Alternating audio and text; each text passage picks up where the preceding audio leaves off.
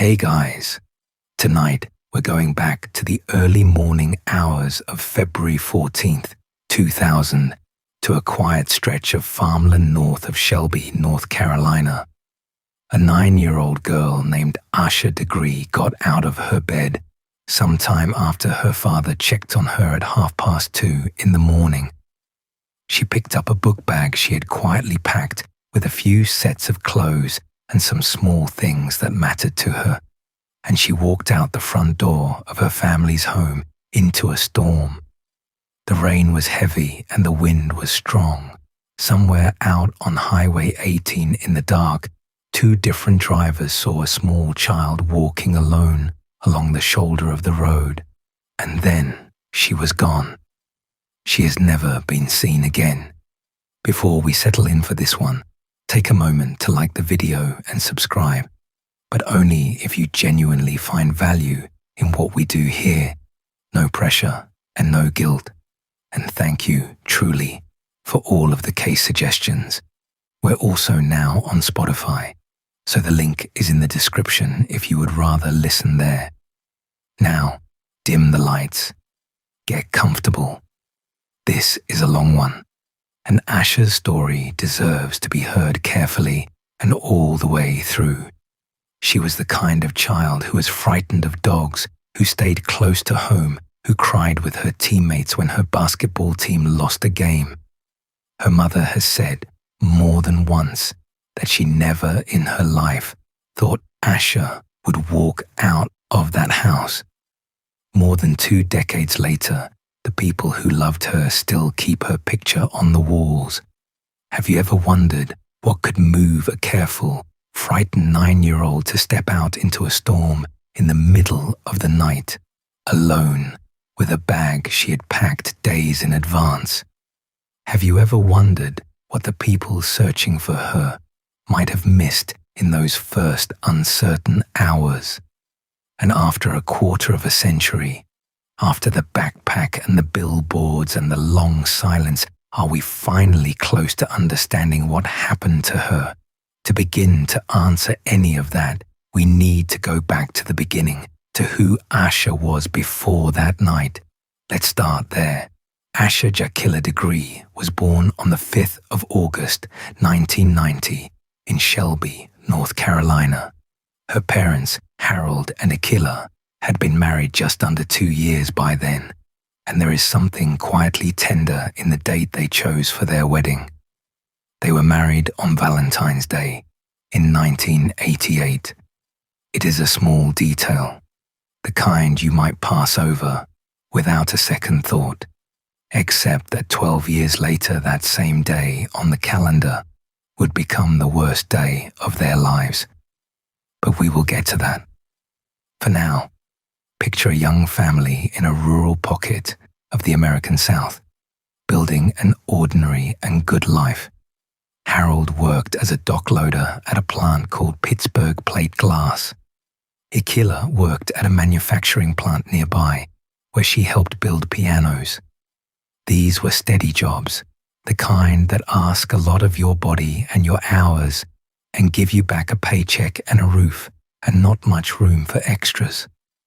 The Degrees raised 2 children in a house on Oakcrest Drive, in a small residential subdivision set down in the middle of a generally rural area north of Shelby, on the western edge of the wider Charlotte region.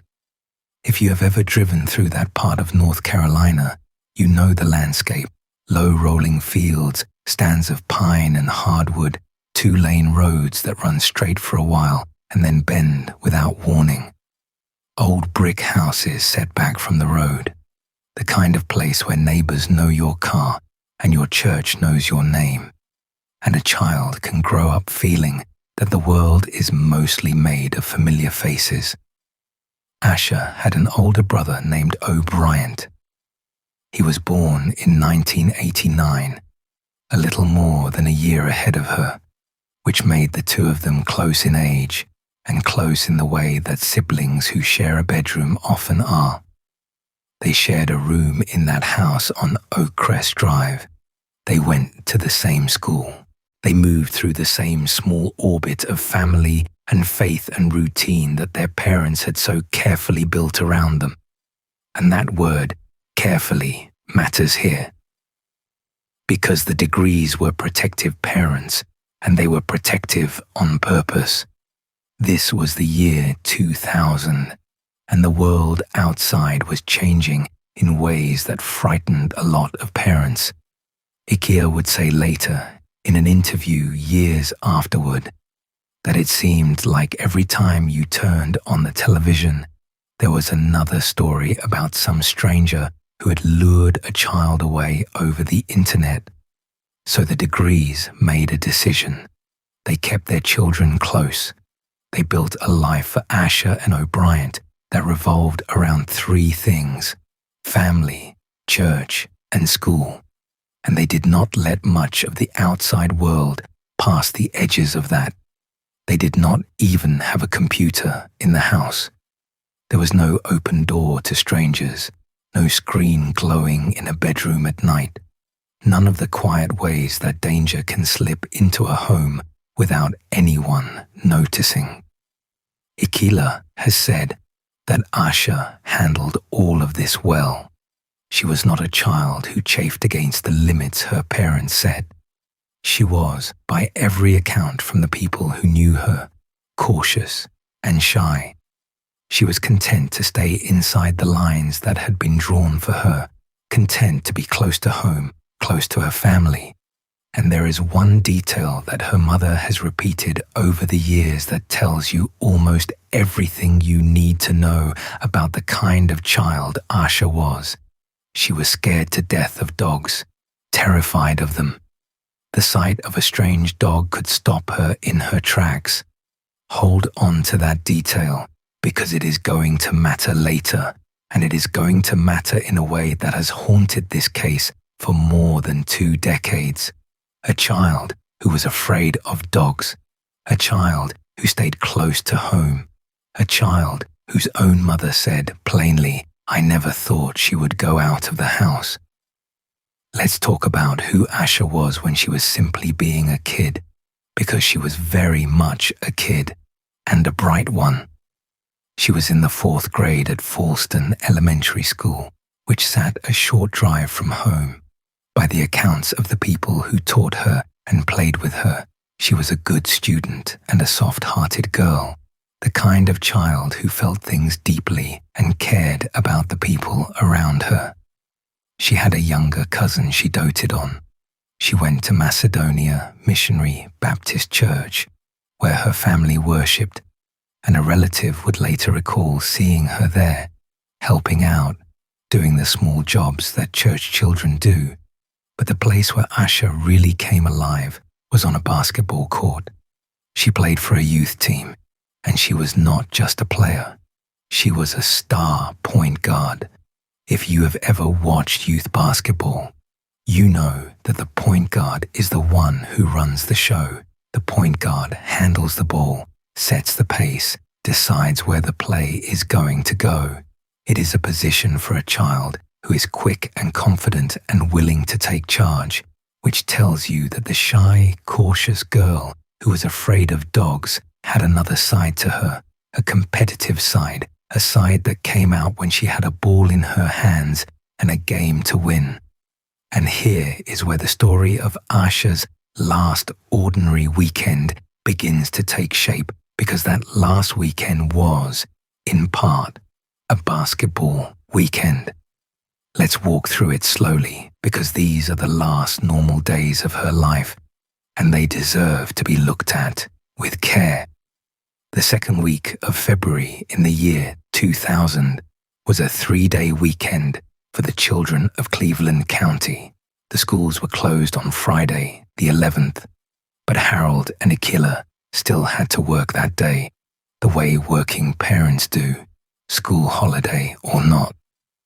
So the children spent that Friday at their aunt's house, which was in the same neighborhood, close enough that the whole extended family functioned almost like one large household, spread across a few homes. From there, the children went to their youth basketball practices at the school. This was the rhythm of their days: family, then practice, then home, all of it within a small and safe and familiar circle. The next day, Saturday, the 12th, Asha had a game. It was the first game of the season for her team, and they lost. For a competitive 9-year-old who took her basketball seriously, that alone would have stung. But it was worse than that, because Asha fouled out. She committed enough personal fouls that she had to leave the game, sitting on the bench while her teammates played on without her. Her parents remembered afterward that she was upset about it. She cried, along with some of her teammates, in the way that children cry when something they cared about has gone wrong, and the disappointment is fresh and large and impossible to put into words.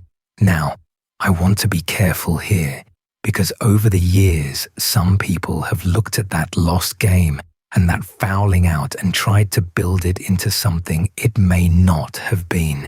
They have wanted it to be a motive, a reason, a crack in an otherwise happy child through which an explanation might be found. And the honest truth is that we do not know how much that game weighed on her, or whether it weighed on her at all by the time the weekend was over. What we do know is what her parents observed, which is that she seemed to get over it. Later that same Saturday, she watched her brother O'Brien play in his own game. A child who is inconsolable, who is spiraling, does not usually sit and cheer for her brother a few hours later. By every sign her family could see, the disappointment had passed, the way most childhood disappointments do, folded back into the ordinary motion of a weekend. Have you ever watched a child be sad about something small, something that feels enormous to them in the moment, and then watched that same child be completely fine an hour later, distracted by a snack or a show or a sibling's game? That is the texture of a normal childhood. That is what the Degrees were looking at. There was nothing in that weekend, nothing the people who loved her could see, that pointed toward what was coming. Sunday, the 13th of February, was a church day. The children went to church from a relative's house, the way they did most Sundays, and then they came home to the house on Oak Crest Drive. And here, I want you to slow down with me, because this is the last ordinary evening, and I want us to be present for it. You're in that house on a Sunday night in February in rural North Carolina in the year 2000. It is cold outside, the damp, bone-settling cold of a Carolina winter, with weather moving in. Inside, it is warm and lit and lived in. Dinner is done. The television is probably on.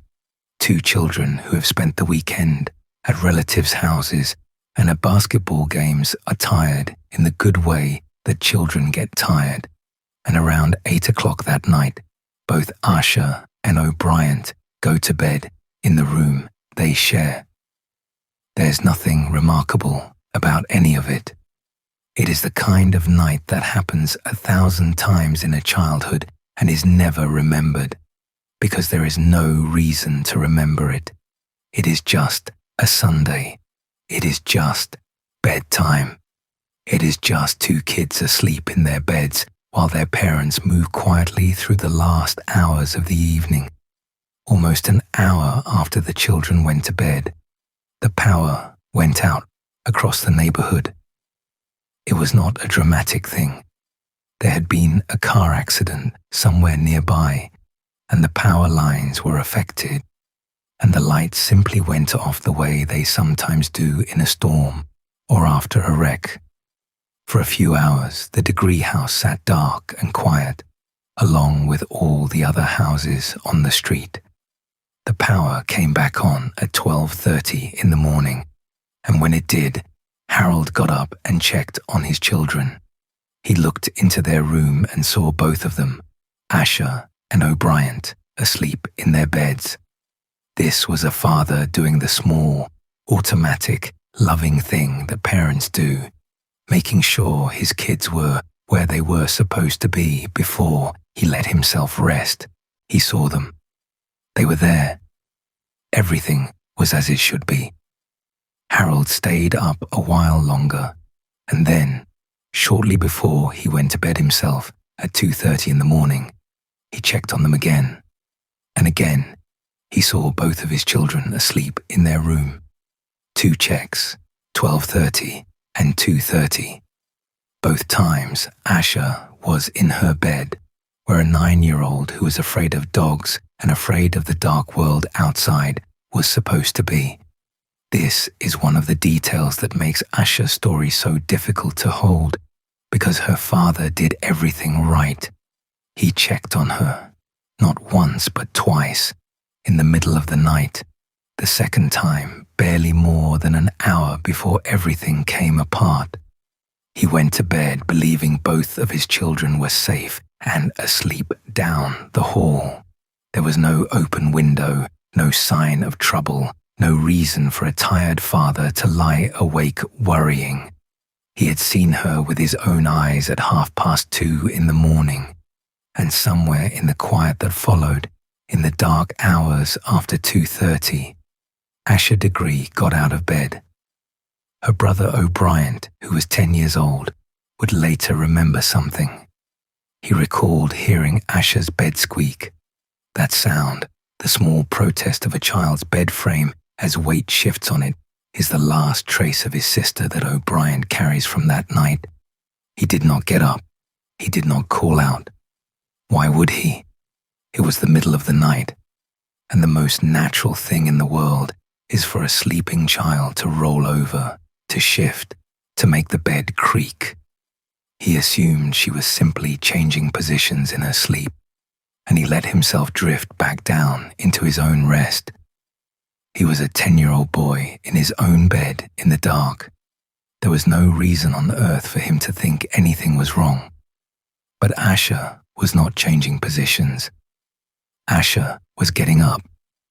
And what she did next is the thing that has confounded investigators and her family and everyone who has ever looked closely at this case for more than 25 years. She picked up a book bag, not an empty one. A book bag that she had, at some point in the days before, quietly packed with several sets of clothes and a handful of personal items. This was not a child grabbing her school bag on the way out the door. This was a bag that had been prepared deliberately in advance by a 9-year-old who told no one what she was doing. And carrying that bag in the dead of night, in a house where her father had seen her, safe in bed barely an hour earlier, Asha walked out the front door and into the storm. To understand how strange and how heartbreaking that is, you have to hold the two pieces of it together at the same time. On one side, a careful, shy, frightened child who never wanted to leave home, who was scared of dogs, whose mother could not imagine her stepping outside alone. On the other side, that same child, packing a bag over several days, slipping out of bed without waking her brother, and walking out into heavy rain and wind in the blackest part of the night. Those two things do not fit together easily. They have never fit together easily, and the space between them is where this entire mystery lives. We do not know what was in Asha's mind. That is the truth, and it is worth saying plainly because so much of what has been written about this case over the years has tried to fill that space with certainty. We do not know what she was thinking. We do not know what she believed she was walking toward or away from. We only know what she did. She got up, she took a bag she had packed, and she went out into a night that no 9-year-old should have been out in alone. To understand what happened after she stepped off that porch, we need to follow her out onto the road. Let's talk about the storm and the two strangers who saw her, and the last confirmed minutes of Asha Degree's life as we know them. The weather that night was bad. This was not a still, clear winter night with a moon to walk by. It was a storm. The rain was coming down hard, and the wind was up, and the temperature was the kind of raw, wet cold that gets into your clothes and stays there. One of the people who would later say they saw Asha described it as a storm raging. So when you imagine her stepping off that porch, do not imagine a calm child wandering out under the stars. Imagine a small girl in a long-sleeved white t-shirt and white pants, no coat, no winter clothing, walking out into driving rain and wind in the darkest hours before dawn. That detail about her clothing is its own small wound, and we will come back to it, but it deserves to be noted here. When Ikila later went through what Asha had taken and what she had left behind, she realized that no winter clothing had been taken from the house.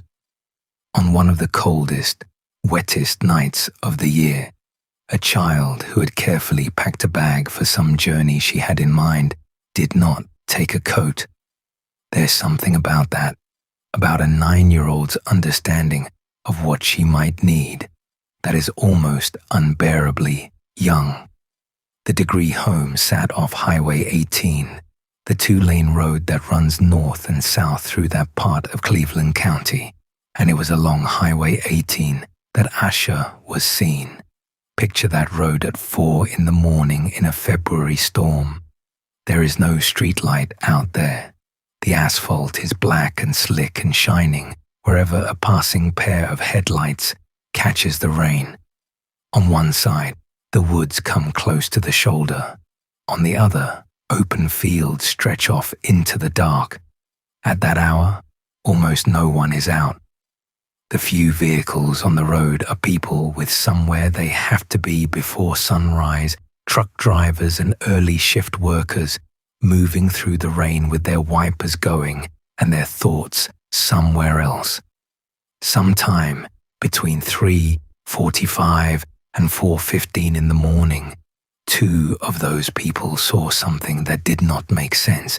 A truck driver and a separate motorist independently saw a small child walking south along Highway 18 on the shoulder, in the rain.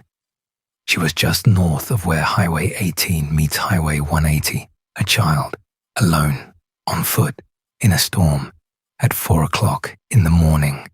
Now, here's something I want you to sit with for a moment, because it speaks to how this case slipped through the cracks of that first night. Neither of those drivers stopped and reported it right then. They saw her, they registered that it was strange, and they kept driving. It was only later that day, after the news began to carry the story of a missing little girl, that they put it together and came forward to the police.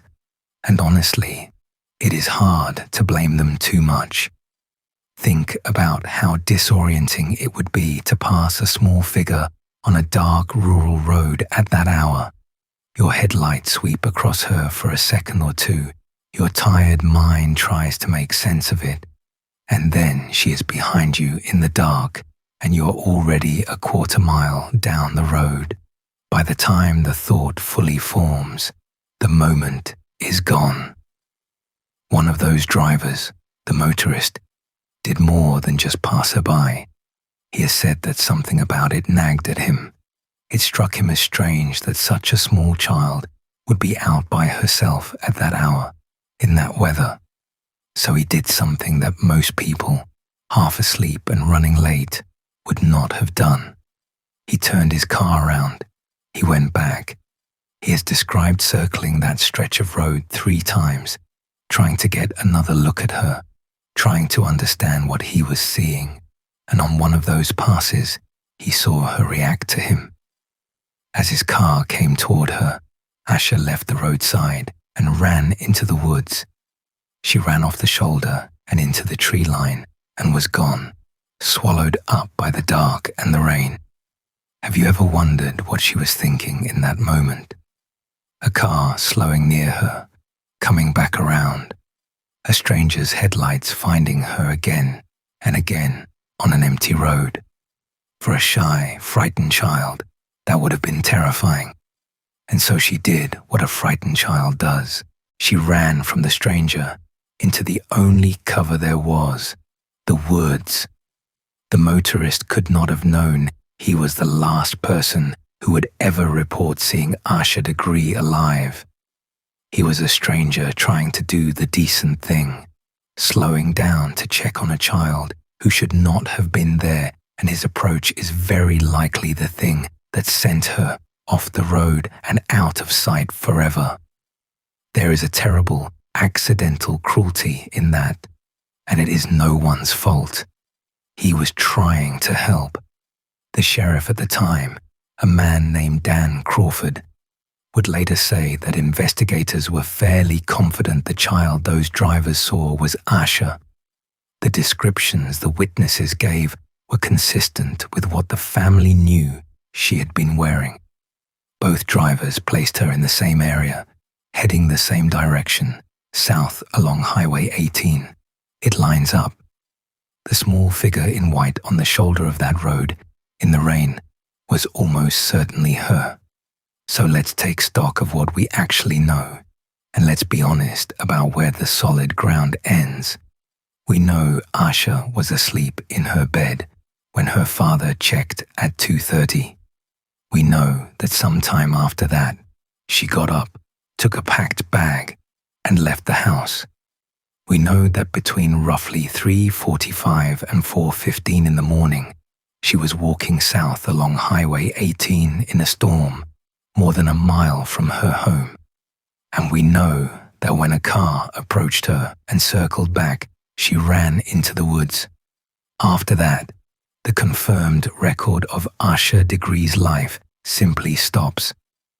Everything that comes after is search and theory and the long work of trying to understand an absence. Now let's go back to the house, to the morning, because while Asha was out on that road, her family was still asleep, still believing both children were safe in their beds. Ikila woke up at 5:45 that morning to get the children ready for school. It was a Monday. There was a small extra task that morning because the power outage the night before had kept the children from taking their baths, so Ikila planned to draw baths for them before school. The alarm in the children's room was set for 6:30, so a little before that, before the alarm even went off, Ikila went to wake them and call them to the bath. You're a mother on an ordinary Monday morning. You have done this 1,000 times.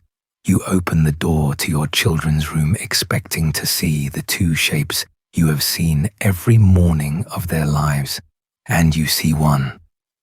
O'Brien is in his bed. Asha's bed is empty. There is a particular kind of fear that arrives slowly in stages because the mind refuses to accept the obvious thing all at once. Ikila's first thought would not have been the worst thought. It never is. She looked for Asha in the house. She checked the rooms, the bathroom, the spaces a child might be. She checked the family cars. Nothing. Asha was not anywhere she was supposed to be. She went to Harold and told him she could not find their daughter. And Harold, reasonably, suggested the most ordinary explanation available. His mother lived right across the street. Maybe Asha had gone over to her grandmother's house. It was the kind of thing that, in a tight-knit family living in clusters of houses on the same street, might not have been alarming. So Ikila called over there, and her sister-in-law told her that no, Asha was not at the grandmother's house. She was not there. Ikila has described the moment that followed as the moment she went into panic mode. She heard a car next door. She put her shoes on and ran outside into the grey early light, and she began to look in earnest, the way you look when the small fears have all been used up and the large one is standing right in front of you. She called her own mother, who told her to call the police, and she did. By 20 minutes to 7 that morning, the first police officers had arrived at the Degree home. The machinery of a search began to turn, and one of the very first things they did, one of the standard, sensible things you do when a child has gone missing from a home, was to bring in police dogs to try to track her scent. The dogs could not find it. I want to be careful and precise about this because it is one of the strangest and most discussed facts of the entire case, and it has been stretched in a lot of directions over the years. The tracking dogs that were brought to the scene that morning could not pick up Asha's scent leading away from the house. Now, there are ordinary explanations for that. It had rained hard all night, a real storm, and heavy rain is one of the things that can wash away or disperse a scent trail. So the failure of the dogs is not, by itself, proof of anything supernatural or sinister, but it did mean that the most direct tool investigators had for following a child on foot came up empty in the very first hours. There was no scent trail to follow out the door and down the road. The search would have to be built some other way. The neighborhood woke up to a missing child. A killer had gone through the streets calling Asha's name, and she has said that by 7 in the morning she had woken nearly everyone on the street. And the response was the response of a community that knew this family. Friends, family, and neighbors cancelled whatever plans they had for that Monday and turned out to help the police search the area.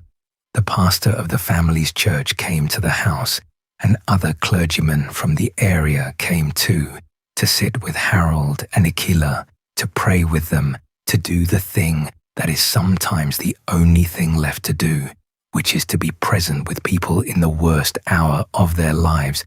They searched all that first day, and by the time the light went out of the sky that evening, the only thing anyone had found was a single mitten.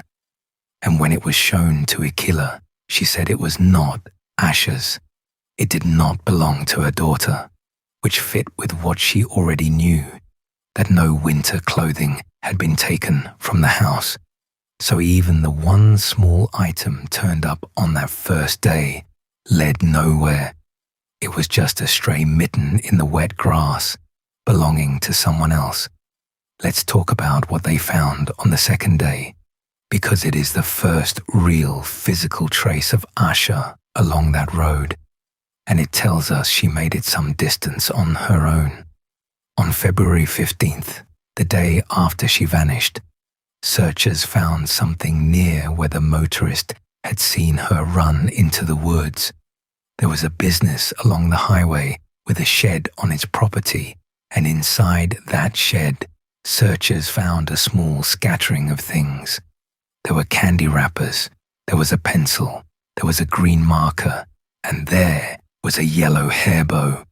When Asha's parents were shown those items, they identified the pencil, the marker, and the hair bow as belonging to their daughter. There was also one more thing in that shed, and it is a detail that has puzzled people ever since. There was a wallet-sized photograph of a girl, and at first the Degrees did not recognize the child in the photo.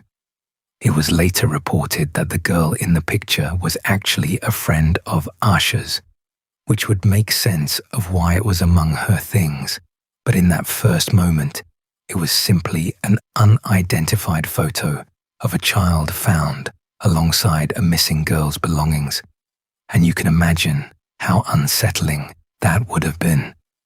What those items in the shed tell us is important, and it is also one of the few firmly grounded things we have. They tell us that Asha, after running into the woods to get away from that circling car, very likely took shelter in that shed for some period of time.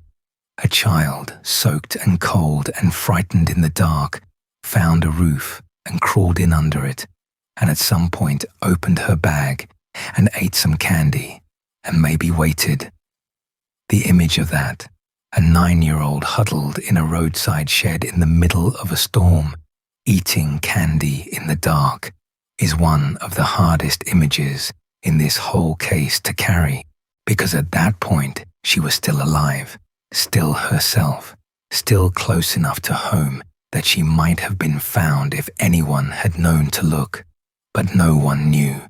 The household was still asleep. The search would not begin for hours yet. There is a second wave of realization that came on the day after that. On February 16th, 2 days after Asha disappeared, Ikila was going through her daughter's room more carefully, and she realized that some of Asha's favorite clothing was missing. Among the things gone was a particular pair of blue jeans with a red stripe. This is part of what convinced investigators that Asha's departure had been planned in advance, because the missing clothing matched the contents of a packed bag, not the random grabbing of a child fleeing in a panic. She had chosen what to take. She had packed her favorites.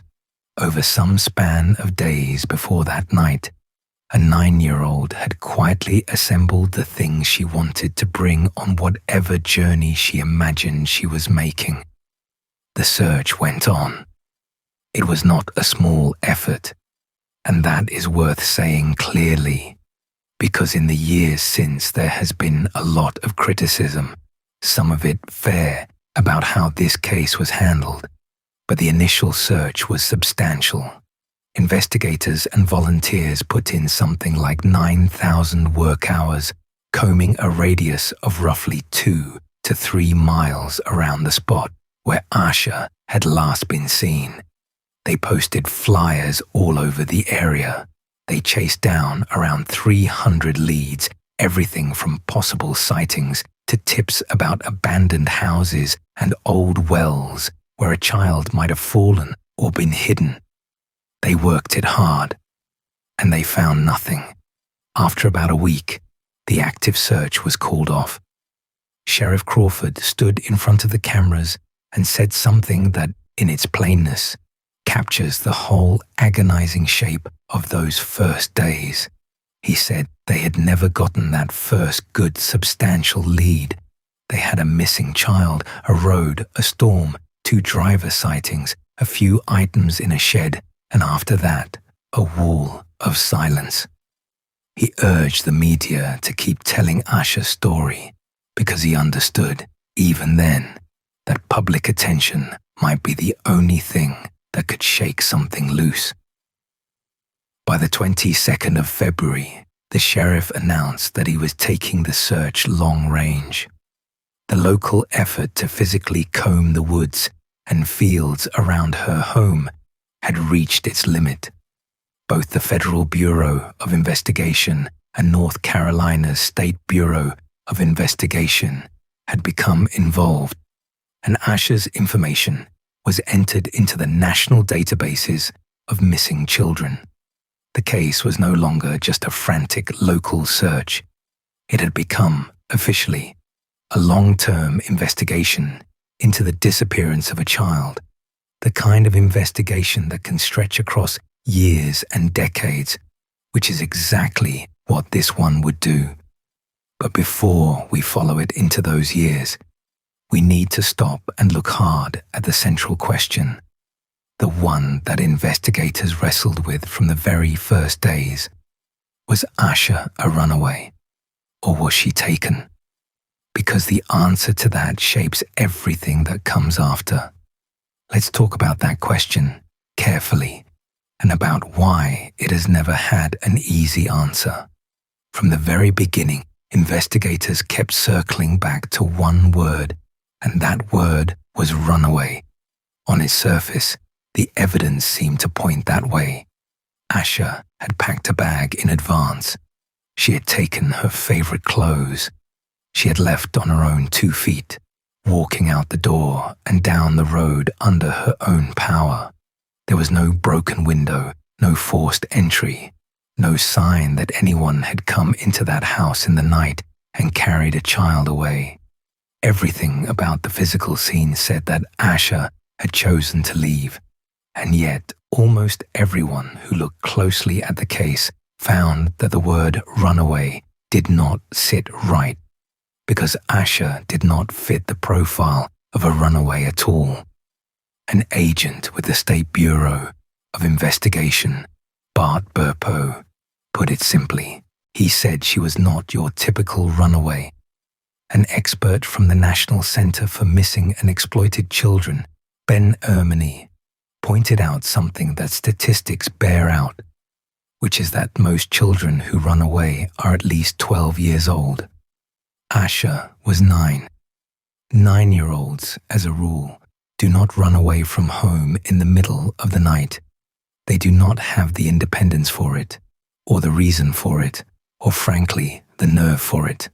And Asha, of all 9-year-olds, was the last child you would expect to do such a thing. She was shy. She was cautious. She was, in her mother's words, scared to death of dogs and frightened of the world outside. The very personality that defined her was the opposite of the personality you would expect in a child who would strike out alone into a stormy night. An FBI agent put a finer point on it by noting what was missing. Children who run away are usually running from something. There is a dysfunction at home, an abuse, a conflict, a failing at school, some pressure that makes leaving feel better than staying.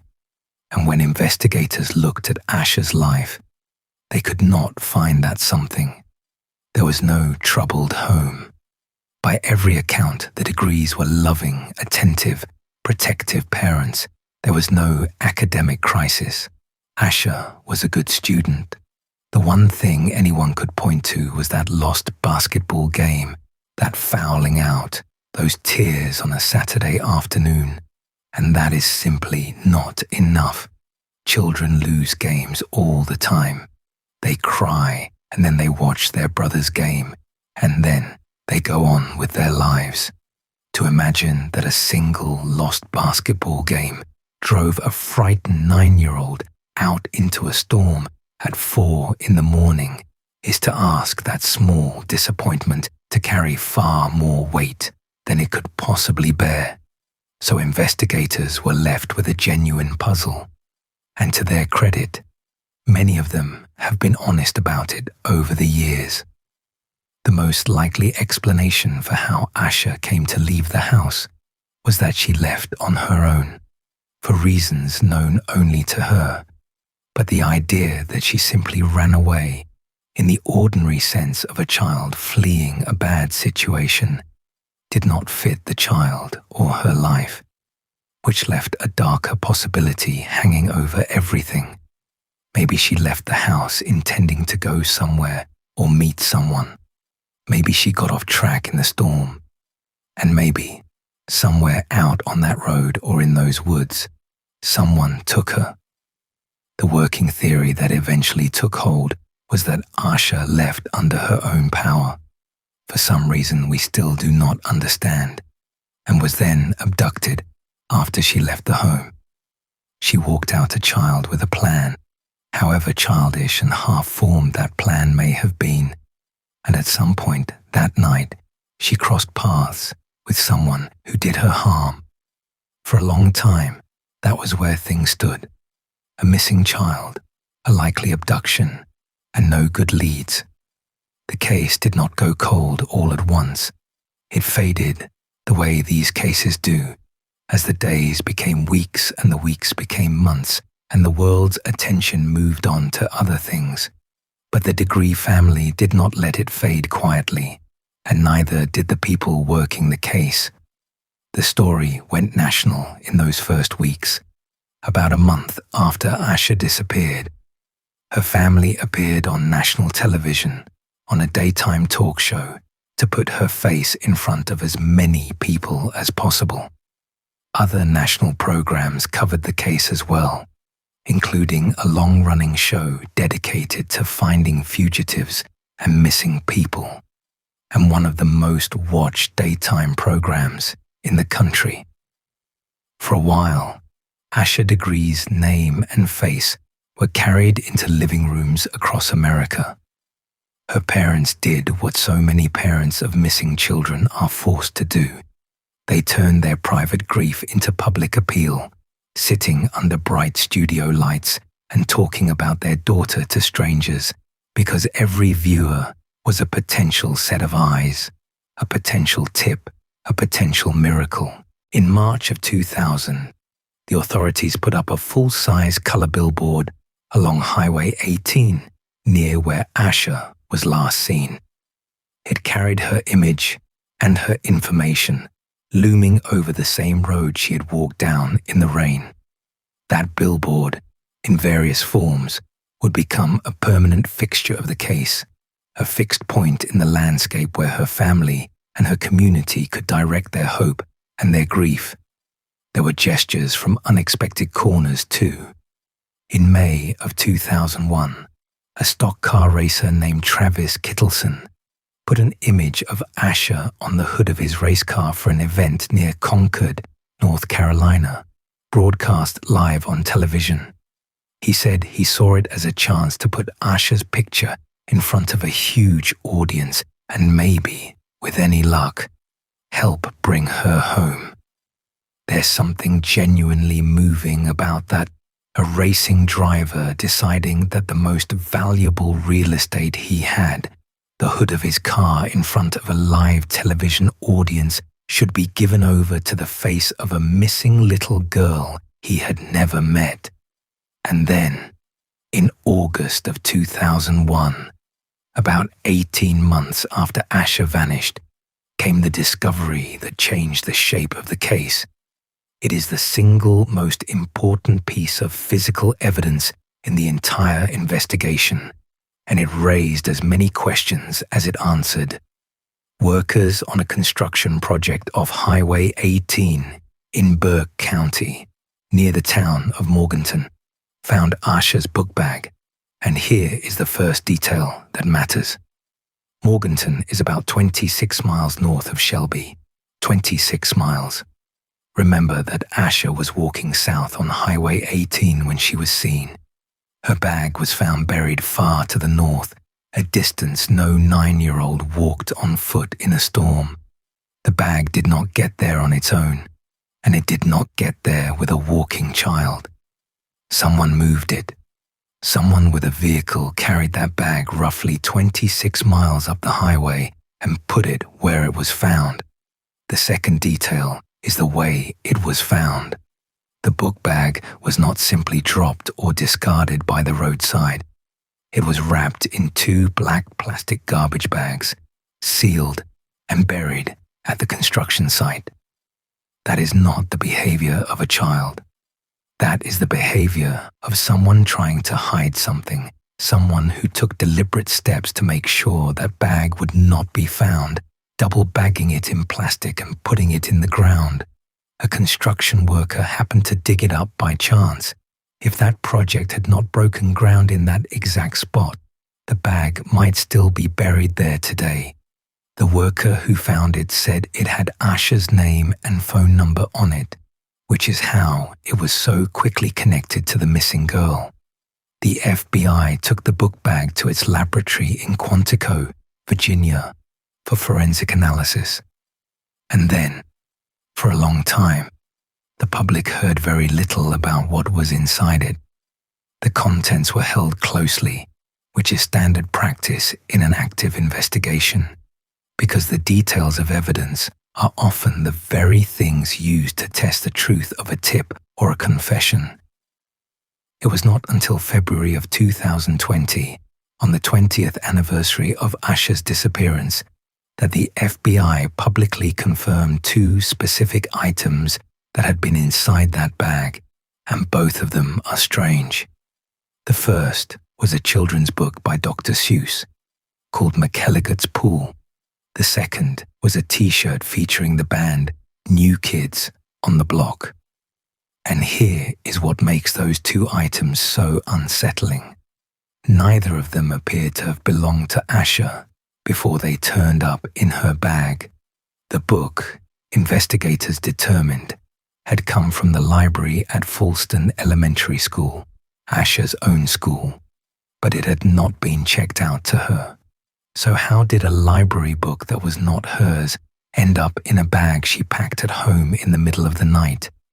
And the band t-shirt, likewise, did not seem to be something she owned. 2 items that were not hers, sealed up in a bag with her things, buried 26 miles away. There are really only a few ways to make sense of that, and none of them are simple. Maybe Asha acquired those items somehow before she left, in a way her family never knew about.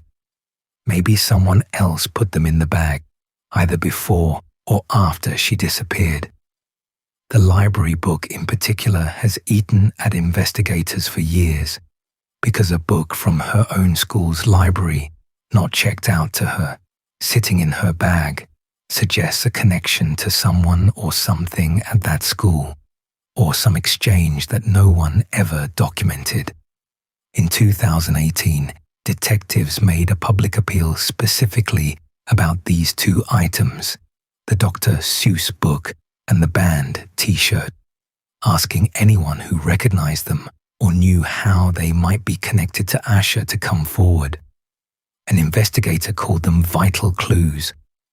More than 2 decades later, they remain among the most striking and least explained pieces of the entire case. Let's stay with that library book for a little while, because there is something about it that lingers. The book is called McElligot's Pool, and it is one of the lesser-known stories by Dr. Seuss. If you have never read it, the premise is gentle and a little sad in hindsight. A boy is fishing in a small, dirty roadside pool, and a passing farmer mocks him, telling him there are no fish in there, that he is wasting his time, and the boy refuses to believe it. He imagines that the little pool might be secretly connected underground to streams and rivers and finally to the open sea, and that all manner of wonderful and impossible fish might come swimming up to his hook at any moment. It is a story about hope held against the evidence, about a child who looks at something ordinary and small and insists that something extraordinary might be hidden inside it. I am not going to pretend to know whether that book meant anything to Asha or to whoever put it in her bag, or whether it is just a coincidence of the shelf it came off. But there is a quiet ache in the idea of that particular story, riding in the backpack of a missing child. A story about a little one who keeps believing, against all the grown-up certainty around her, that the impossible thing might still come true. Her own mother spent decades doing something very similar, looking at a closed front door and insisting her daughter might still walk through it. I want to give the long investigative years their due, because it would be easy, in the rush to get to the dramatic recent developments, to skip over the quiet decades in between, and those decades matter. They matter because they represent thousands of hours of work by people who never met Asha and could not let her go. After the initial search was called off, the case did not simply sit in a drawer. The Cleveland County Sheriff's Office, the State Bureau of Investigation, and the FBI returned to it again and again. They re-interviewed witnesses. They chased tips that came in from across the country, because a case that has been on national television generates calls for years, most of them sincere, many of them mistaken, a few of them cruel. Since the renewed push that began in the 2010s, investigators have conducted something on the order of 300 interviews. The agencies met regularly, sometimes several times a month, to go back over what they had, to look at the same facts from new angles, to ask whether some detail that had seemed meaningless in 2000 might mean something now, That is what working a cold case actually looks like. It is not dramatic.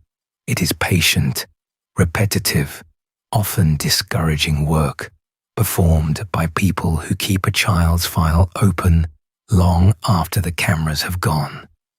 It is worth understanding, too, why so much about this case was held back from the public for so long, because that secrecy has sometimes been mistaken for inaction. The contents of the book bag, for instance, were not fully described to the public until the 20th anniversary in 2020. For years, investigators would not say exactly what was in it, and there is a sound reason for that. The specific details of evidence are among the most valuable tools an investigator has, because they are how you test whether a tip or a confession is real. If only the killer and the police know that there was a particular book and a particular t-shirt in that bag, then anyone who can describe those items without being told has revealed something about what they know. Holding back details is not negligence. It is a way of keeping a key that only the right person can turn. So through all those quiet years, the people working the case were guarding what they had, waiting for the day when some piece of it might finally fit a lock. You also have to set Asha's disappearance against the climate of its time, because it shaped how the case was seen and searched. The late 1990s and the year 2000 were a frightened era for American parents when it came to their children. The country had lived through a string of highly publicized child abductions, and the machinery we now take for granted to respond to them was only just being built. The emergency alert system that interrupts your phone and your radio when a child is taken, the one most of us know by name today, was in its earliest infancy in 2000 and was not yet the nationwide tool it would become. The organizations devoted to missing and exploited children were active, and they took up Asha's case. But the broader safety net was thinner than the one we have now. A child who vanished in the dark in a rural county in February of 2000 fell into a world that cared deeply but was not yet wired the way it is today. One has to wonder gently how a disappearance like Asha's might have unfolded just a few years later, with cell phones in more pockets and alert systems fully in place, and the kind of rapid, coordinated response that became standard not long afterward. It is not a criticism of anyone. It is just one of the quiet what-ifs that hangs over a case from that particular seam in time.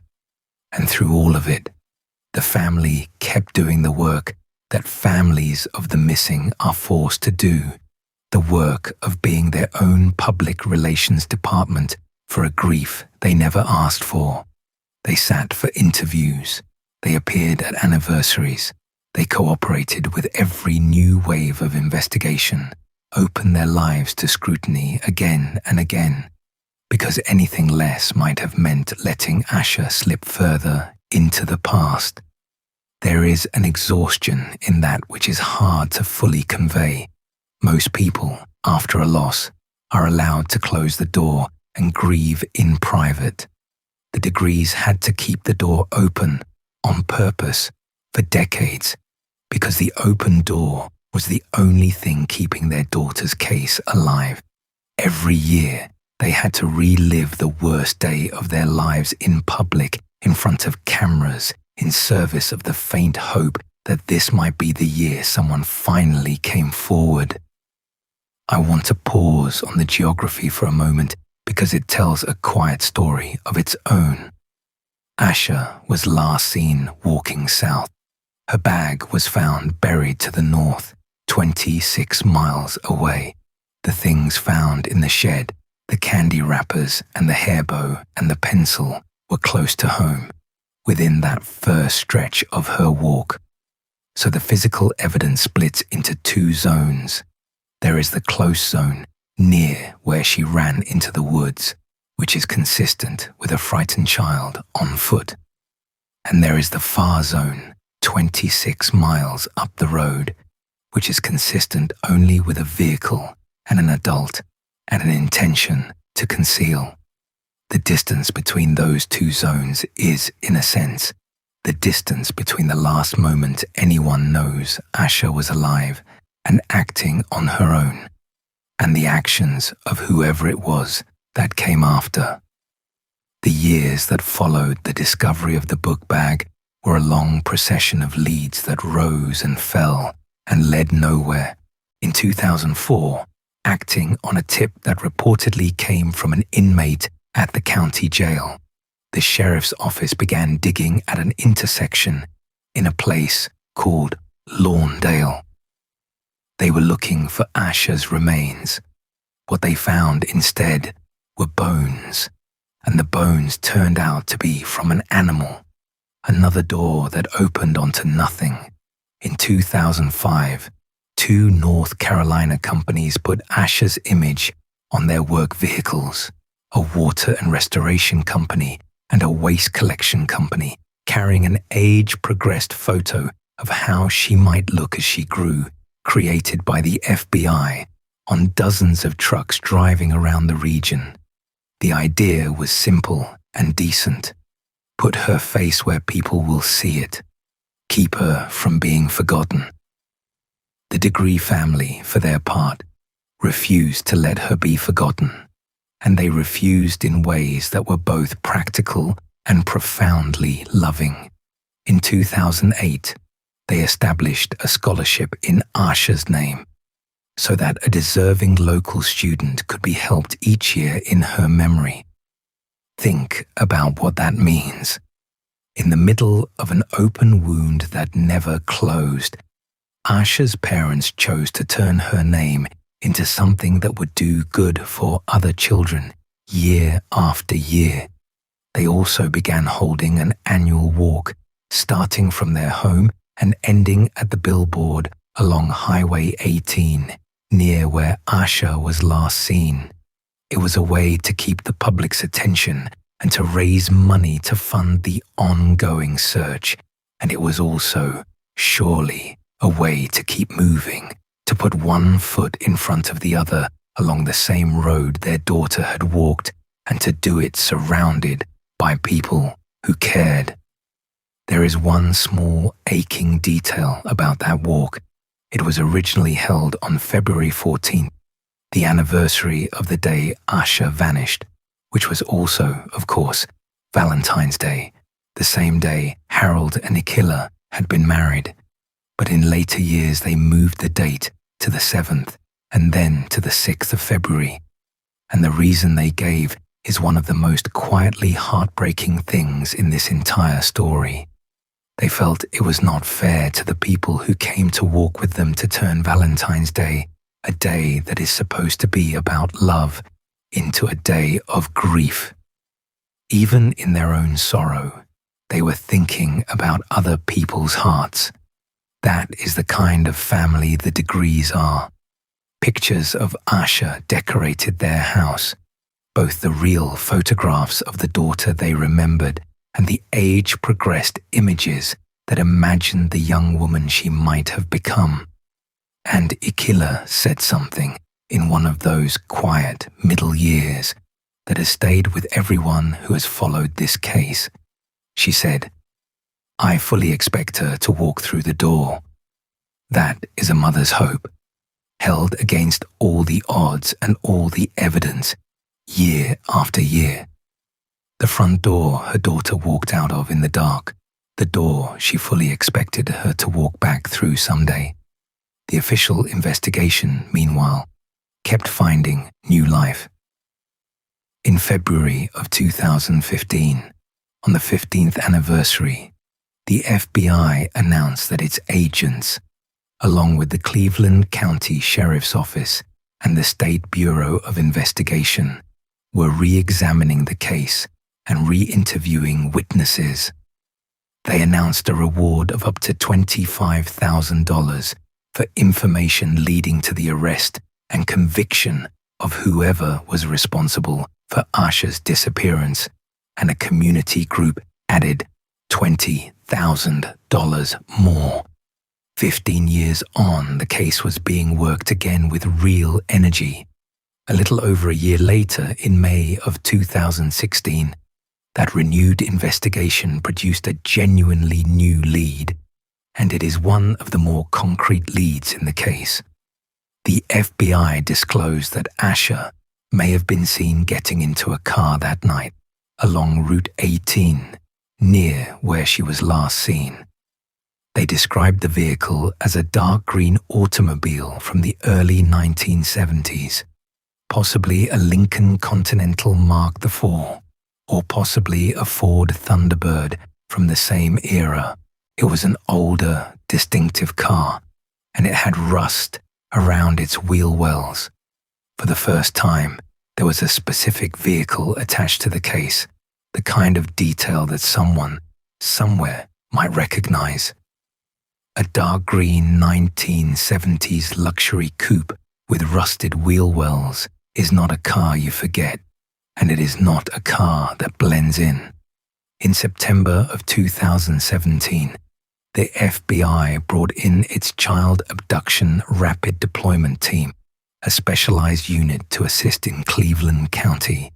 They worked alongside local and state investigators for 10 days, providing technical, behavioral, and analytical support. The agencies were meeting several times a month to go over the case. Since that point, investigators have conducted somewhere around 300 interviews. This was not a case sitting in a dusty file. People were working it year after year, even as the public mostly heard nothing. There were false hopes along the way, and some of them were cruel. In November of 2020, an inmate, a man who had been convicted years earlier of sex crimes against children, wrote a letter to the local newspaper claiming that Asha had been murdered and that he knew where to find her. You can imagine what a claim like that does to a family that has waited 20 years for an answer. The sheriff followed up on it, and 2 months later, in early 2021, the sheriff announced that the inmate's claims had led, once again, to a dead end. It was one more person reaching into the family's open wound, one more lead that promised everything and delivered nothing. For a long time, that is what the Asha Degree case was: a careful, devoted family, a road, a storm, a packed bag, a book bag buried 26 miles away with 2 objects in it that should not have been there, a green car that no one could place, a reward that kept climbing, and under all of it, the question that would not go away. What happened to Asha after she ran into those woods? Who moved her bag up that highway and buried it in the ground? And was the answer, the whole time, somewhere close to home? To get closer to those questions, we have to talk about the theories, and we have to talk about the developments of the last few years, which have changed this case more than anything since the discovery of the book bag. But we have to talk about them carefully, because we are now in the territory of allegation and suspicion, not proven fact, and the difference between those two things matters enormously, both for the truth and for the people involved. Let's step into that carefully. Before we get into recent events, I want to lay out the older theories, the ones that people have turned over for more than 20 years, because they frame everything that came later. The first and most enduring question is the simplest one. Where was Asha going? Because here is the thing about a 9-year-old who packs a bag over several days, who waits until her father has done his last bed check, who slips out without waking her brother, and who walks more than a mile down a dark highway in a storm. That is not aimless wandering. That is a child moving towards something in her own mind. Children do not pack a bag to go nowhere. So one of the central theories has always been that Asha believed she was going to meet someone or go somewhere specific, and that the plan, whatever it was, existed in her head before that night. That raises an uncomfortable possibility, and investigators have had to consider it from early on. If a careful, sheltered 9-year-old set out in the middle of the night to meet someone, then someone may have arranged to meet her. And if someone arranged to meet a 9-year-old in the dark, in secret, in a way that pulled her out of her own safe home against everything in her cautious nature, then that someone meant her harm. The grim shorthand for this is luring, the idea that an adult, through some form of contact and manipulation, convinced a child to leave her home on her own, which accomplishes the terrible work of an abduction without ever having to break into a house. The child does the walking, the child carries her own bag, and the adult simply has to be waiting. Now, the family had built their whole life around preventing exactly this. No computer in the house, no open access to strangers, a world kept small and safe on purpose. So if someone did make contact with Asha, the question becomes how? How does an adult get to a child who is kept that close?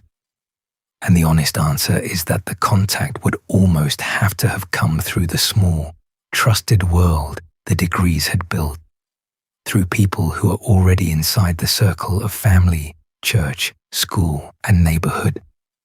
That is a painful thing to consider, because it means the danger may not have come from the faceless internet stranger the family feared, but from somewhere far closer and more familiar. This is, sadly, the pattern in the great majority of cases where children are harmed. The stranger in the bushes is the rare exception. The known and trusted person is the rule. This is also where those two strange items in the book bag take on a heavier meaning. A library book from her own school, not checked out to her. A band t-shirt that does not seem to have been hers. Items like that. Items that pass from one person's hands to a child's hands can be the residue of a relationship, a gift, a loan, a token. Investigators have never said publicly what they make of those items, but you can understand why they have called them vital and why they made a special appeal about them. Objects do not appear in a child's bag by magic. Each of those things came from somewhere and from someone. And the someone is exactly what investigators have spent years trying to identify. Have you ever wondered why this case has stayed unsolved for so long, when there were sightings and physical evidence and a distinctive car and a community full of people who knew the family? Part of the answer is that the early investigation, for all its 9,000 hours, was built around the runaway framing and the search of the immediate area. The far zone, the 26 miles to the north where the bag was buried, was harder to investigate because it pointed away from the neighborhood and towards someone with a vehicle and a reason to drive that far to hide something. And part of the answer, it now appears, is that the people who may have held the key were close enough to the case to have been questioned early and were not identified as suspects for a very long time. Which brings us to the developments of the last few years.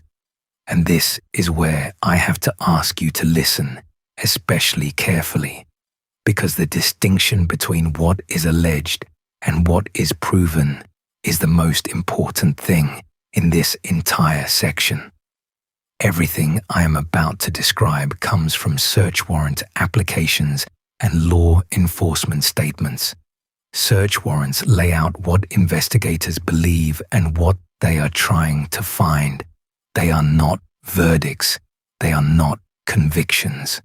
As of this telling, no one has been arrested in connection with Asha's death. No one has been charged, and the people named in these documents have denied any involvement. In our system, people are presumed innocent until proven guilty in a court of law, and that presumption is not a technicality. It is a protection that exists for all of us. So as we go through this, hold these as allegations and suspicions that investigators are pursuing, not as established facts. Here is what changed.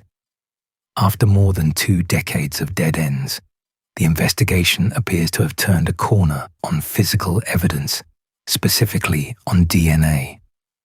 In September of 2024, the Cleveland County Sheriff's Office and the FBI executed a search warrant in connection with the case. The warrant, according to the Sheriff's Office, was based on physical evidence.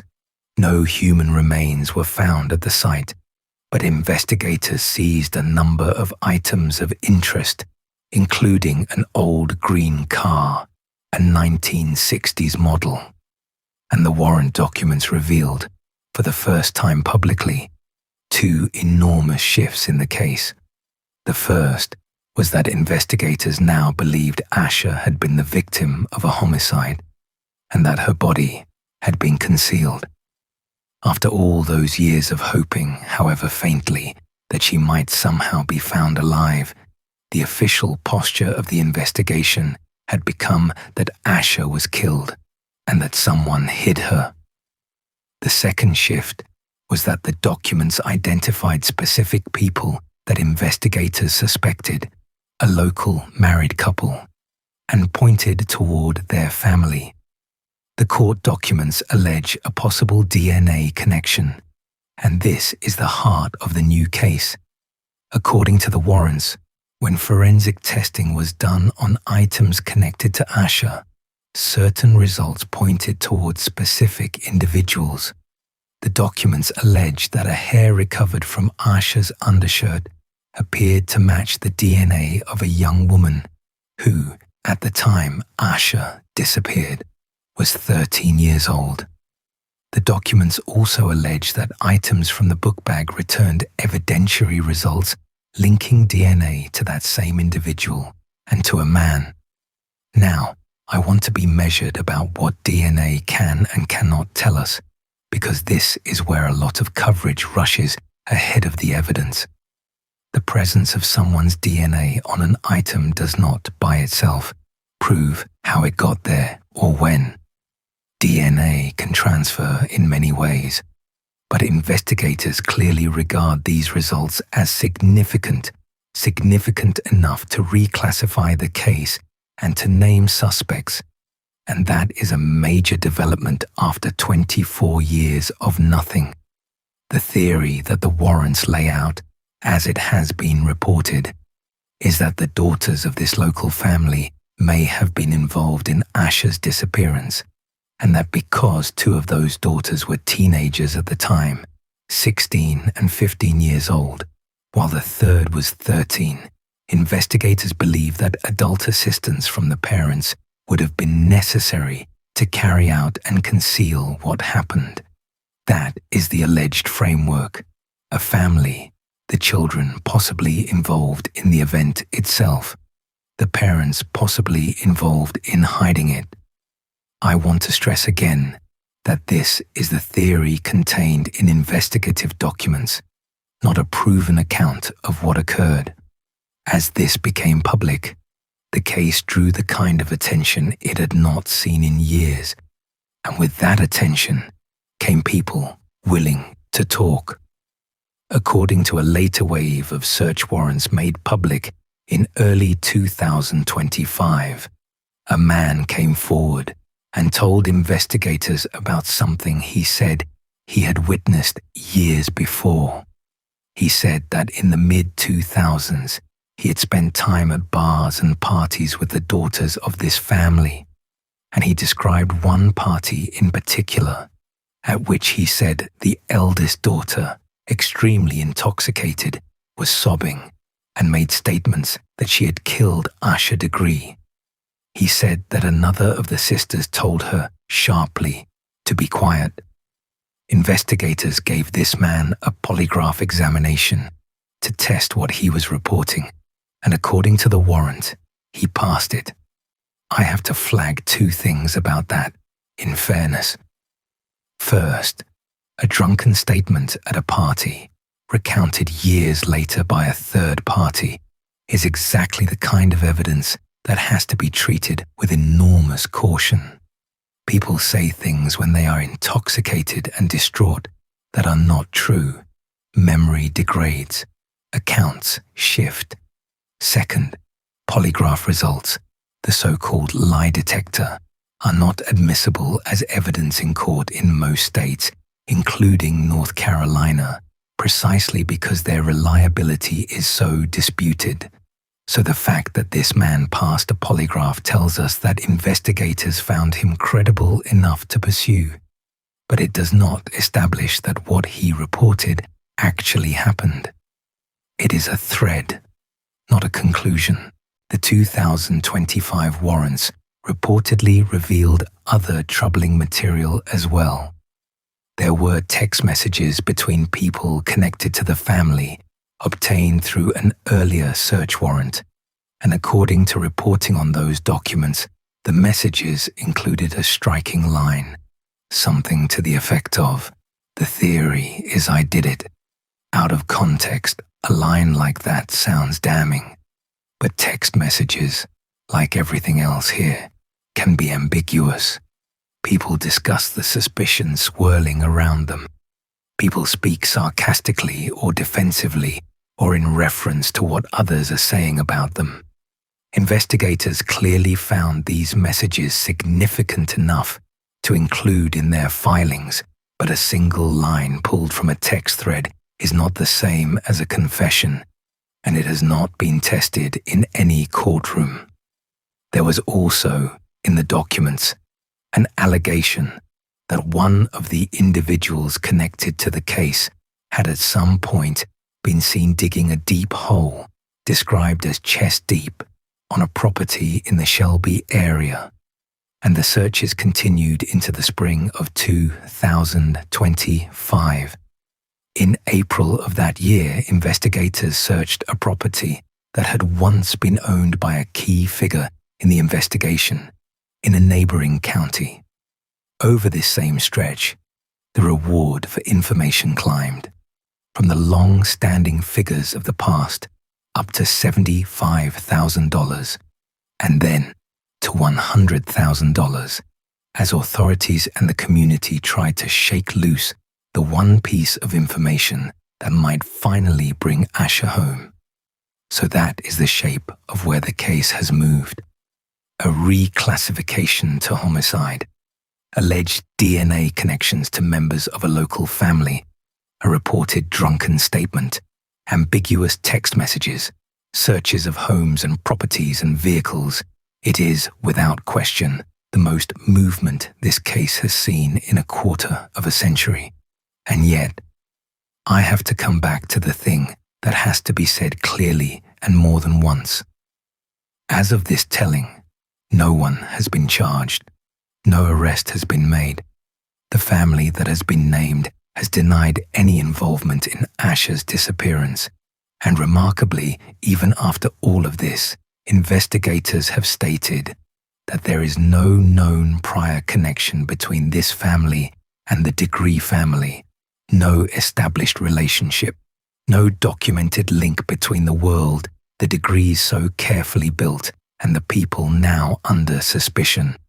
That absence is its own mystery within the mystery, because if these individuals were involved, then the question of how a 9-year-old who was kept so close ever came into contact with them remains unanswered.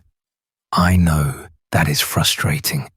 After all these years, you want the clean ending, the moment where the pieces lock into place and the guilty are named and the family finally knows what happened to their child. We are not there. We may be closer than we have ever been, or these threads may unravel the way so many before them did. The people working this case are clearly pursuing a specific theory with real evidence behind it, and that is meaningful. But meaningful is not the same as proven, and the gap between the two is where the truth still hides. What I can say is this: somewhere in the distance between a small girl walking south on Highway 18 in the rain and a book bag buried 26 miles to the north, something happened to Asha Degree. Someone knows what it was. Whether that knowledge sits with the people investigators are now looking at, or with someone they have not yet found, the answer exists. It is held in someone's memory, behind someone's silence, and for 26 years, that silence has been the cruelest part of all, because the not knowing is a particular kind of suffering that the Degree family has had to carry every single day. Let's talk about that family and that community and what it means to wait this long for an answer. Because the story of Asha Degree is not only the story of a night and an investigation, it is the story of the people she left behind and how they have chosen to live in the long shadow of her absence. Try to imagine what the years have been like in that house on Oak Crest Drive. Harold and Akila Degree did not get to grieve the way most people grieve, because grief, for all its pain, usually rests on a foundation of knowing. You know what happened. You know that the person is gone. You can eventually begin the long work of accepting it. The Degrees were denied even that. They were handed an absence with no shape to it, a daughter who simply was not there one morning, and a silence that has lasted more than a quarter of a century. They have had to live in the unbearable middle space between hope and grief, where you cannot fully mourn because you cannot be certain, and you cannot fully hope because the years keep passing and the door keeps not opening. And here is what they did with that impossible position. They kept Asha present. They kept her name alive, her face visible, her story in motion, when it would have been so much easier and so much more human to retreat into private sorrow and let the world forget. They turned outward instead of inward. The annual walk from their home to the billboard on Highway 18 became a fixed point in the calendar of their community, a day when neighbors and strangers came together and walked the same road Asha had walked, in daylight, in numbers, in love, as if to reclaim that stretch of highway from the dark thing that had happened on it. The scholarship in Asha's name has helped local students year after year, which means that for more than a decade, there have been young people whose education was made a little easier because a missing girl's family decided that her memory should be a force for good in the world. There is a particular kind of strength in that, and I do not want to flatten it into something simple or saintly, because these are real people who have surely had days of rage and despair and exhaustion that the public never saw, but the choices they made publicly over and over were choices to honor their daughter and to help other children. Akila kept Asha's photographs on the walls, both the real ones and the age-progressed images that imagine the woman she might have grown into, a teenager, a young woman, the faces Asha never got to wear, and she held to her hope with a fierceness that is hard to even read about. She said she fully expected Asha to walk through the door someday, a mother standing in her home, year after year, expecting her child to come home. Let's talk about O'Brien too, because he is the quiet figure in this story, and he was just 10 years old that night. He was the last person in the family to have any contact with Asha, and that contact was the smallest thing imaginable. He heard her bed squeak. He thought she was rolling over in her sleep. He went back to sleep himself. Imagine carrying that for the rest of your life. Imagine being 10 years old and learning that the one sound you heard, the one you dismissed as nothing, was your sister getting up to leave forever. There is no fault in it. No one could expect a sleeping 10-year-old to leap up and investigate a creaking bed in the night.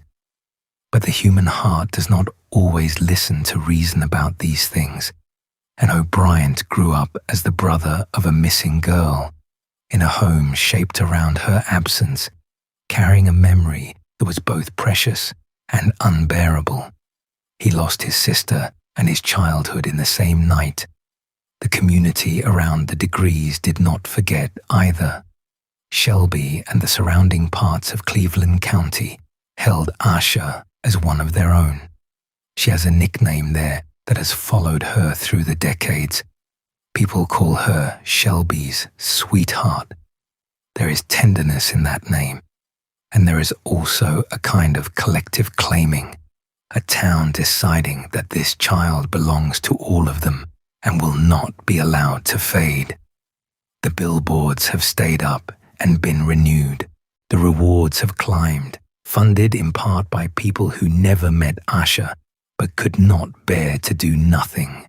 When the case surged back into the news in recent years, it was local reporters and local stations who had kept the story alive for decades who carried it.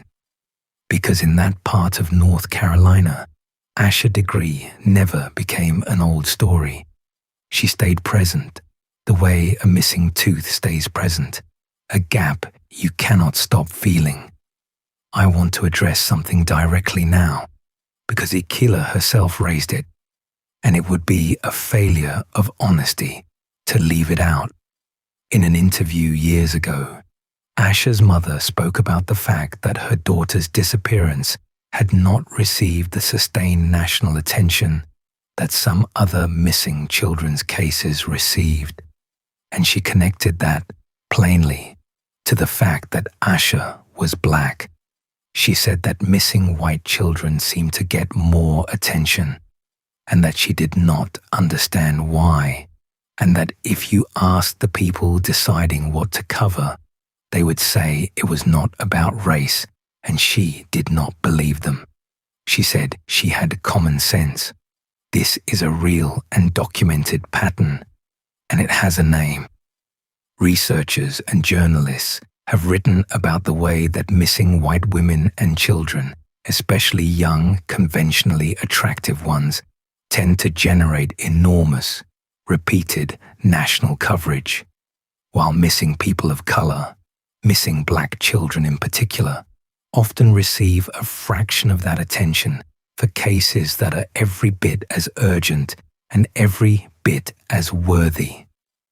Asha's case did get national coverage in those first weeks, the talk shows, the network segments, but it did not become a household name in the way that some other cases of that era did, the ones that ran on cable news night after night for months. And her mother felt that difference, lived inside it, and named it.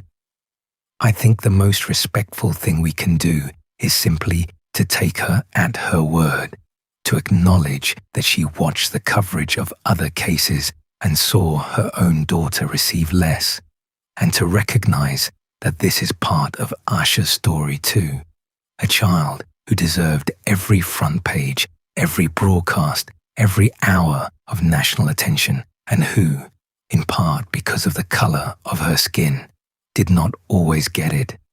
It is worth sitting with what that means for a case like this.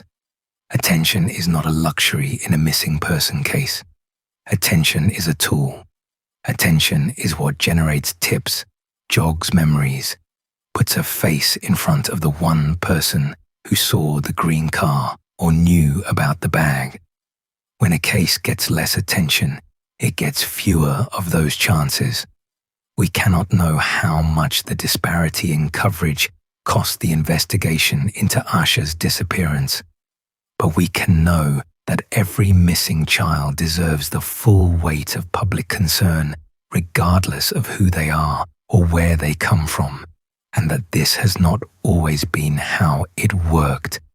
If there is a broader lesson the Asha Degree case teaches beyond the specifics of that one storm and that one road, it is that our attention is a moral choice and we should spend it more fairly than we have. The recent years have brought the case to a place no one could have predicted during those long, quiet decades. The 25th anniversary of Asha's disappearance came in February of 2025, and it arrived not in silence, but in a flurry of activity. Search warrants, seized phones, named suspects, public documents, all the machinery of an investigation that had finally found traction. There was a video released by the sheriff's office in which a lieutenant overseeing the investigation spoke about being almost exactly the same age as Asha at the time she disappeared, about how that made the case hit home for him, how he was 1 year older than she was when she vanished. That detail says something about how this case lives in its community. The investigators working it now are people who were children themselves in the year 2000, who grew up in the shadow of Shelby's missing sweetheart, and who are now adults carrying her file. In August of 2025, Asha would have turned 35 years old. Let that number land for a moment. The 9-year-old point guard, the shy girl who was scared of dogs, would have been a 35-year-old woman. She might have had a career, a family, children of her own.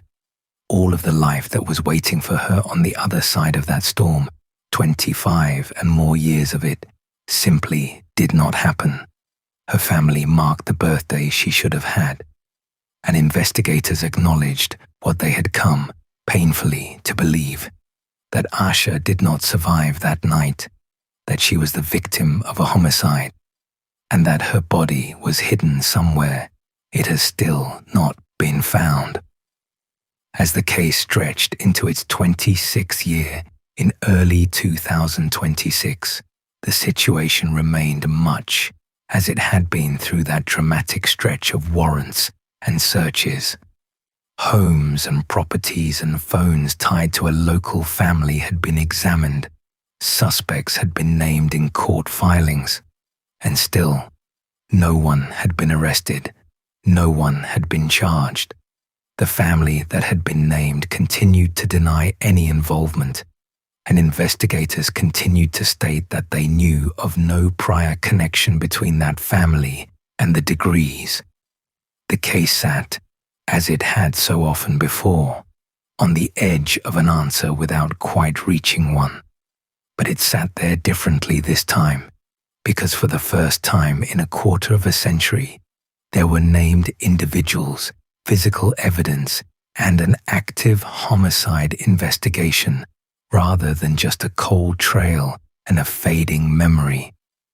Have you ever wondered what it takes to keep going, as a family, when you have waited that long, when you have buried false leads and endured cruel hoaxes and watched anniversary after anniversary pass without your child coming home? I do not think there is a single answer to that. I think for the Degrees, it has been faith and community and the simple refusal to let their daughter be forgotten, and probably a kind of stubbornness that grief sometimes forges in people. They walked the road every year. They funded the search. They kept the photographs up. They said her name to anyone who would listen. They did the work of keeping a missing child present in the world, which is its own form of love, performed over and over, with no guarantee that it would ever be rewarded. And maybe, finally, it is being rewarded in the slow and uncertain way that justice sometimes moves. Maybe the evidence that has emerged will lead eventually to charges, to a trial, to the recovery of Asha's remains, to the answer her parents have waited their whole lives to receive. Or maybe these threads will fray the way others have. We do not know. We are watching this case in motion, in real time, after decades of stillness, and no one can honestly tell you how it ends. What we can say is that the people who loved Asha never gave up, and the people investigating her case never closed the file. And that combination, that refusal on both sides to let her go, is the reason there is any hope of an answer at all. So let's bring this back to where it belongs, not to the warrants, not to the suspects, not to the green car or the buried bag or the long catalogue of leads. Let's bring it back to Asha herself, to the child at the center of all of this, because she is the one who matters, and she is the one this story has always been about. But before we do, I want to spend a little while just sitting with the questions, the real ones, the ones that have kept this case unsolved and kept careful people awake at night for more than 2 decades. Because part of honoring Asha is being honest about how much we still do not understand. Real unsolved cases are full of genuine open questions, and Asha's case has more than most. We do not need to manufacture mystery here. The mystery is real, and it is worth looking at plainly. The first question is the one we started with, and it never goes away. Why did she leave? Set aside for a moment everything that came later, the bag in the ground, the suspects, the DNA. Just sit with the act itself. A 9-year-old who was frightened of the dark and frightened of dogs and frightened of the world, who had no trouble at home, no crisis at school, no reason anyone has ever found, got out of bed in the middle of the night in a storm and walked away from everything that was safe. Children do not do that for no reason. Something was in her mind, some idea, some plan, some belief about where she was going or who she was going to see. And whatever that idea was, she carried it out of the house with her, and it has never been recovered. We have her body's path for about 1.5 miles. We have never had her thoughts. The second question is the bag itself and the planning it represents. This was not a sudden impulse. The clothes were chosen, her favorites, packed over some span of days. A child who plans for days is a child who is anticipating something, looking forward to something, or preparing for something she has been told to prepare for. And here is the uncomfortable edge of it. A 9-year-old does not usually conceive of running away to nowhere over the course of several days in secret, without a single word to anyone. That kind of patient, hidden preparation is more consistent with a child who believed she was going to a specific place for a specific reason, possibly because someone had given her one. We do not know that. But the careful packing is one of the details that has always made investigators suspect that Asha was not simply wandering. She was going somewhere, in her own understanding of the night. The third question is the dogs. When tracking dogs were brought to the house that morning, they could not pick up a trail leading away from it. Now, the rain is a reasonable explanation, and I do not want to turn an ordinary forensic disappointment into something sinister. A hard all-night storm can erase a scent, but it is also true that the failure of the dogs meant the search began blind, with no thread to follow out the door, and that absence shaped everything that came after. The most basic question, which way did she go and how far, had to be reconstructed from 2 driver sightings rather than followed directly. And so, from the very first hours, the investigation was working at a disadvantage it never fully overcame. The fourth question is the running. When that motorist circled back, concerned, trying to help, Asha ran from him into the woods. We can understand it as the reaction of a frightened child to a strange car at night, and that is almost certainly what it was. But it also means that the last confirmed action of Asha Degree's life that anyone witnessed was an act of fear and flight. She was already frightened. She was already running. And the woods she ran into were the last place anyone can say with certainty that she was alive and acting on her own. Somewhere just past that tree line, the record ends. The fifth question lives in that roadside shed, with the candy wrappers and the hair bow and the pencil and the photograph of her friend. Those items tell us she made it to shelter, that she sat for a while, that she opened her bag. They are proof of a living child taking refuge from a storm, but they are also the boundary of the close zone, the last physical traces of her near home. After the shed, the trail of Asha herself goes cold. There is no third sighting, no further item belonging to her found along the southward route. The shed is where the visible path of the girl stops. The sixth question is the one that may matter most, and it is the two objects in the bag that were not hers. The library book from her own school, not checked out to her. The band t-shirt that does not appear to have been her possession. These are not mysterious in the way a buried backpack is mysterious. They are mysterious in a more intimate way, because they suggest contact. They suggest that something passed between Asha and someone else, some hand-to-hand exchange, some relationship or interaction that left these objects in her bag. Investigators have treated them as vital and have made special public appeals about them. And the fact that they have never been explained after all these years tells you how genuinely puzzling they are. Who gave a 9-year-old a book from her own school library that was not hers to take? Where did the t-shirt come from?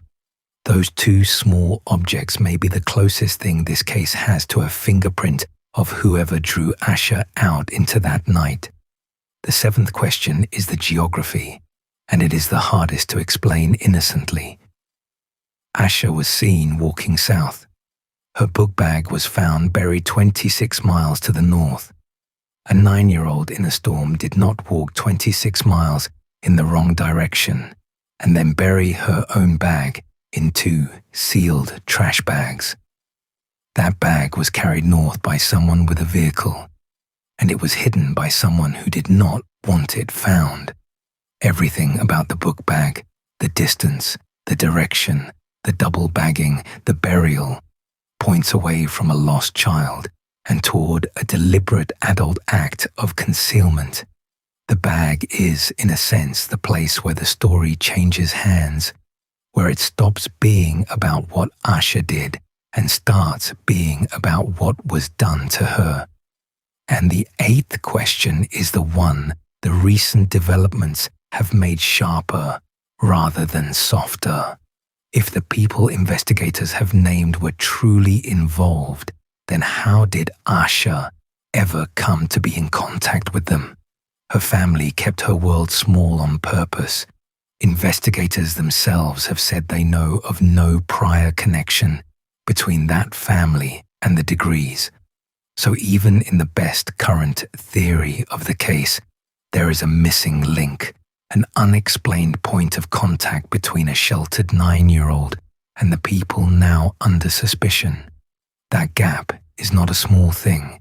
It is the difference between a theory that explains everything and a theory that still has a hole in its center. Until that hole is filled with evidence rather than supposition, the case is not closed no matter how much movement there has been. I lay all of that out not to overwhelm you and not to leave you spinning in a fog of unanswerable questions, but because honesty requires it. This case has never been solved. It may be solved soon. But as we sit here tonight, the truth is that we have a child who left for reasons we do not understand. who ran into the woods in fear, who left a few small traces in a roadside shed, and whose bag turned up buried far away with 2 objects in it that were not hers. Between those facts lies everything we do not know, and somewhere inside everything we do not know is the answer to what happened to Asha Degree. There is one more thing I want to say about the unanswered nature of all this, and then we will let the questions rest. The not knowing is not just an intellectual puzzle for the people who study this case from a distance. For Harold and Akila and O'Brien, the not knowing is the daily texture of their lives. Every one of these open questions is a door in their home that has never been allowed to close. And that is worth remembering whenever we talk about a case like this as a mystery to be solved. Behind the puzzle are people who would trade every fascinating, unexplained detail for the simple, terrible mercy of knowing what happened to their girl. So let's set the questions down now, gently, and turn back to her. As things stand tonight, the disappearance of Asha Degree remains officially unsolved. After more than 25 years, investigators have come to believe that she was the victim of a homicide and that her body was hidden. And they have named people they suspect in court documents and searched their homes and properties. But no one has been arrested. No one has been charged. The people named have denied any involvement, and the case continues, somewhere in the long, uncertain space between an investigation that has finally gathered momentum and the conviction it has not yet reached. Asha has never been found. Her family is still waiting, and while we wait with them, I want to make sure we remember the right thing, because it would be so easy with a case like this to let Asha become a set of clues. The packed bag, the squeaking bed, the storm, the shed, the buried backpack and the green car and the names in the warrants. It would be easy to remember her as a mystery, as a puzzle, as the small white figure on the shoulder of Highway 18 that 2 drivers glimpsed and could not quite believe. But Asha Degree was not a puzzle. She was a person. She was a 9-year-old girl with a whole self and a whole life that should have been ahead of her. She was a daughter, born on a summer day in August to 2 parents who built their entire world around keeping her safe. She was a sister, sharing a room with a brother just a year older, the kind of closeness that lasts a lifetime when it is allowed to. She was a 4th grader who was good at school and soft-hearted with the people around her. She was a churchgoer who helped out on Sundays, in a family where faith was not a performance but a way of living. She was, of all things, a star point guard, the quick and confident kid who ran the show on the basketball court. Even though off the court she was shy and cautious and gentle. She was a child who cried when her team lost and then cheered for her brother an hour later. She was scared of dogs. She was scared of the dark world outside, and she was kept close and loved. And she was, by every account of everyone who knew her, exactly the kind of child you would never expect to walk out into a storm alone. And she deserved every bit of the long, ordinary, happy life she was supposed to have, and she did not get it. So tonight, as you think about Asha's story, I would ask you to remember her not for how she vanished, but for who she was. Remember the point guard.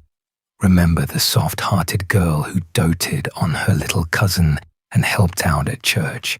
Remember the child whose mother kept her photographs on the walls and said, year after year, that she fully expected her to walk back through the door.